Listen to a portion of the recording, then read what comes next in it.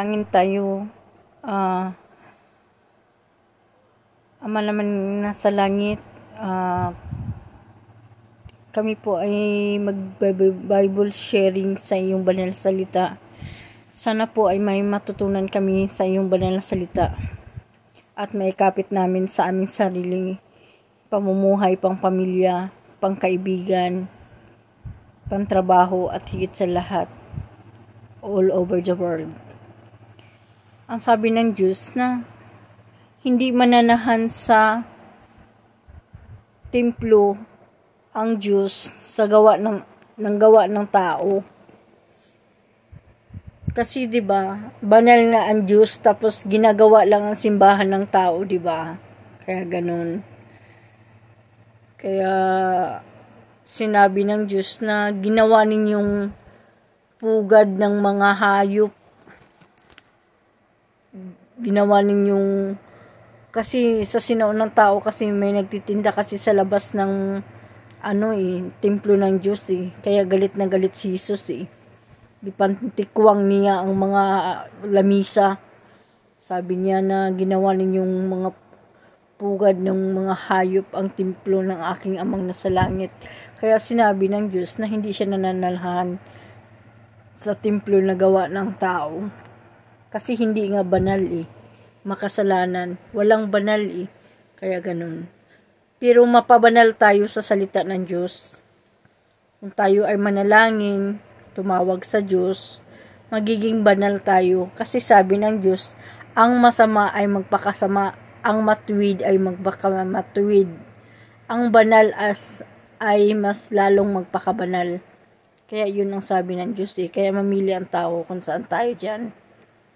Kaya ang Diyos pa rin nakakalam. Kaya sabi ni Jesus na walang matuwid liban sa Diyos Sinabi ni Jesus yan Pero sinabi naman ng sa ibang verse na ang masama ay mas lalong magpakasama, ang matuwid mas lalong makatuwid, ang banal mas lalong magpakabanal. Kaya mamili ang tao dyan. Kasi, tinatapon na sila sa Hades sa impyerno. Yung mga taong ayaw sumunod sa Diyos. Andoon na sila Kasi yung punong hindi nagbubunga ng mabuti, ay pinuputol at itinatapon sa apoy. Sinusunog ba? Kaya ganun. Kaya ang Diyos pa rin nakakaalam sa lahat ng bagay. Kaya meron mga tao na ang tataas ng mga nila, nakipag-debate pa sila sa kapwa relihiyon nila, na alam naman nila na walang maliligtas nga, hindi nga makapagliligtas ang religion Pero ang religion ng Diyos, nagawa ng Diyos talaga mismo, maliligtas. Ano ang gawa ng Diyos na religion? Ang iglesia ng Diyos, ang religion. Ang siyang ulo ng iglesia ay si Jesucristo. Yun ang maliligtas. Kasi ang Diyos ang magsisilik kung sino ang iglesia ng Diyos. Kasi in every churches, posible namang walang totoong mananampalataya sa Diyos. Meron Kaya nga tinatawag small children Hindi nga marami Hindi marami ang small children ang sabi ng Diyos Mga mumunting kawal ang sabi ng Diyos. Kaya kaunti lang tapos mag-multiply. Yun nga sabi ng Diyos na ang binhing nahulog sa matabang lupa ay nakapamunga.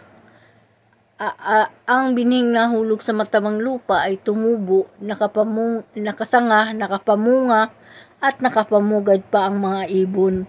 Yun ang ibig sabihin ng Diyos yun Kaya lahat tayo ay maliligtas kung tayong lahat ay tumawag sa Diyos. Kaya ganun. Kaya sabi ng Diyos na ang pinuno ng sanlibutan ay hinatulan na ng Diyos Si Satanas, handa na ang hatol kay Satanas. Kaya ayaw ng Diyos na maisama tayo sa paghatol kay Satanas. Kaya madali si Satanas na gusto niyang maisama tayo sa dagat-dagatang apoy. Magngangalit ang kanilang ipin araw at gabi. Magngangalit ang kanilang ipin. Kaya ayaw ng Diyos na masama tayo doon. Kaya ang sabi ng Diyos na manalangin kayo sa lahat. Dahil ang kalaban ninyo hindi mga tao. Ang kalaban natin hindi mga tao, kundi mga pinunong hukbo ng espiritual sa impapawid masamang mga yun ang mga kalaban natin Kaya tumawag tayo sa Diyos. Kaya ganon. Sana may konti kayong natutunan at maipangaral din natin. At sabi ng Diyos na ipanalangin ninyong magpagkalooban kayo ng wastong pananalita upang buong tapang nating maipahayag ang mabuting balitang ito gaya ng nararapat.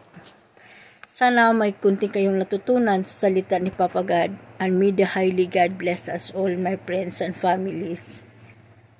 I love you all. Bye for now. Thank you for watching.